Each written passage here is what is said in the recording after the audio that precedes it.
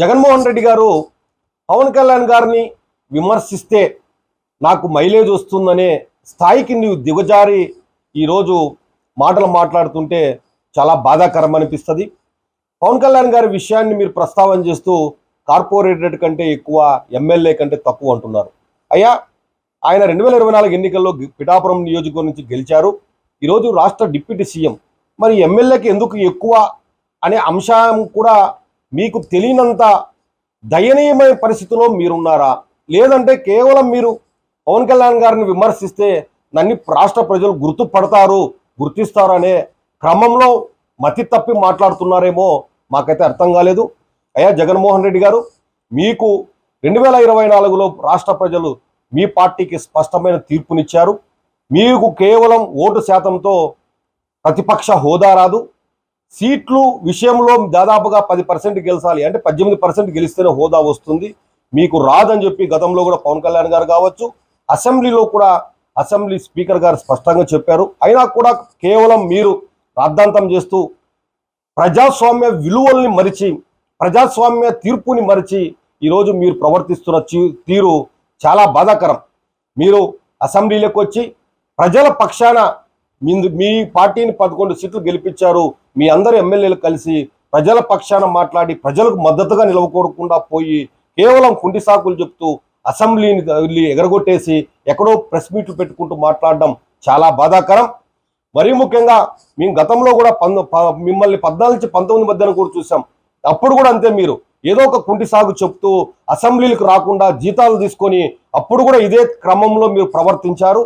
మరలా ఈరోజు కేవలం ప్రతిపక్ష హోదా నాకు ఇలేదని చెప్పి కుంటి సాకులు చెప్తూ బయట తిరుగుతున్నారు. జగన్మోహన్ రెడ్డి గారు, ఇప్పటికే నీకు చెప్తున్నాం, మీరు విలువలతో కూడిన రాజకీయం చేయండి, విలువలతో కూడిన వ్యవహారం చేయండి. కానీ మీరు దిగజారి వ్యక్తిగత దూషణలకో లేకపోతే ఎదుటివారిని బాధ పెట్టే విధంగా ప్రవర్తించొద్దు. మీరు 24 దాకా, అంటే 2019 నుంచి 24 దాకా అధికారంలో ఉన్నప్పుడు మీరు, మీ నాయకులు, మీ ఎమ్మెల్యేలు, మీ మంత్రులు అందరూ కలిసి ఇష్టం వచ్చినట్లు అద్దోదుపు లేకుండా అధికార దుహంకారంతో మాట్లాడి ఈరోజు ప్రజలు ఏ విధమైన తీర్పిచ్చారో మీరు అర్థం చేసుకోవచ్చు. మీ పాలనంతా 24 దాకా 19 నుంచి దౌర్జన్యాలు, దుర్మార్గాలు, భూ కబ్జాలు, మతి లేకుండా మాట్లాడడము, లేకపోతే ఎదుటి వ్యక్తుల్ని కించపరుస్తూ ప్రజాస్వామ్య విలువలు లేకుండా ప్రవర్తించిన తీరుకు రాష్ట్ర ప్రజలు స్పష్టమైన మెజారిటీ మీకు ఇచ్చారు. 11 సీట్లతో మీకు బుద్ధి చెప్పినా కూడా ఇంకా కూడా మీకు అదే వ్యవహార రీతిలోనే మీరు అహమో లేకపోతే మేము బలవంతులమనో మాట్లాడితే ప్రజాస్వామ్యంలో ప్రజలు కానీ లేకపోతే ఈరోజు ఉన్నటువంటి కూటమి ప్రభుత్వం కానీ మిమ్మల్ని క్షమించదు. ఖచ్చితంగా మీరు భవిష్యత్తులో కూడా మీరు మారాలి, మీరు మారి ప్రజల పక్షాన పోరాడాలని చెప్పి మేమంతా కోరుకుంటున్నాం. కానీ విలువలు లేకుండా మాట్లాడుతూ ఏదో మీరు లబ్ధి పొందే కోసం, వ్యక్తిగతంగా లబ్ధి పొందే కోసం పబ్లిసిటీ పిచ్చితో పవన్ కళ్యాణ్ గారి గురించో కూటమి ప్రభుత్వాన్ని విమర్శిస్తే ఇక్కడ చూస్తూ ఎవరు ఊరుకోరని చెప్పి కూడా జగన్మోహన్ రెడ్డి గారు మీకు తెలియజేస్తున్నాం.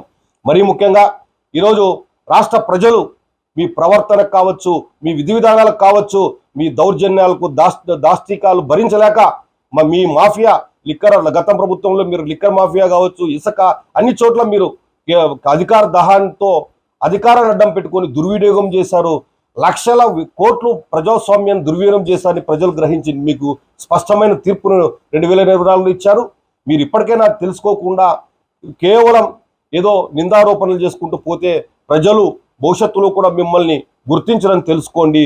మరీ ముఖ్యంగా జగన్మోహన్ రెడ్డి గారు, ఇప్పటికైనా నీకు చెప్తున్నాం, కనీసం నీ కుటుంబ సభ్యులు, మీ ఇంట్లో మీ అమ్మగారు విజయమ్మ గారు కానీ, షర్మిలా గారు కానీ ఈరోజు మిమ్మల్ని అసహ్యించుకుంటున్నారు.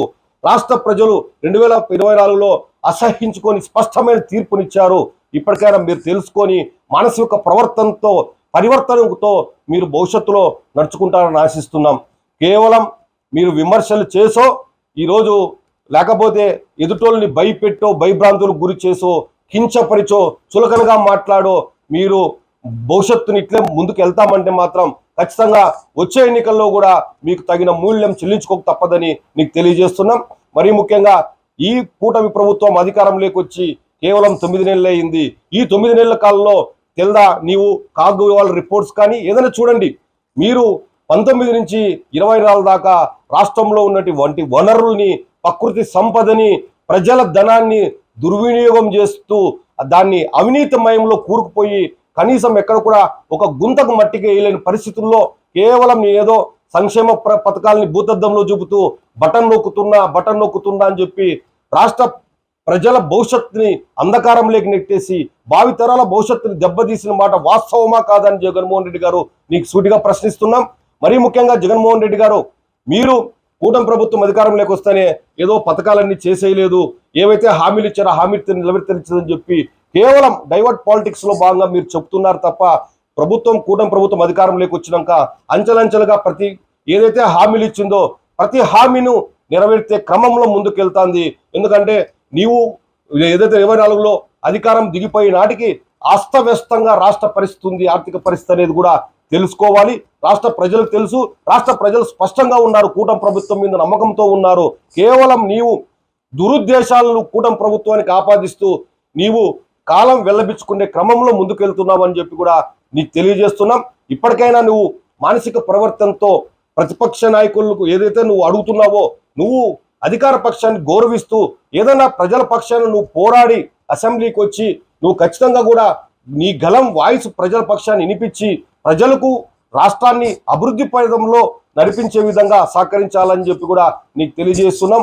అంతేగాని విమర్శలు చేసో, కించపరిచో, చులకన చేస్తే నీకు భవిష్యత్తు ఉండదని తెలియజేస్తున్నాం. జై హింద్.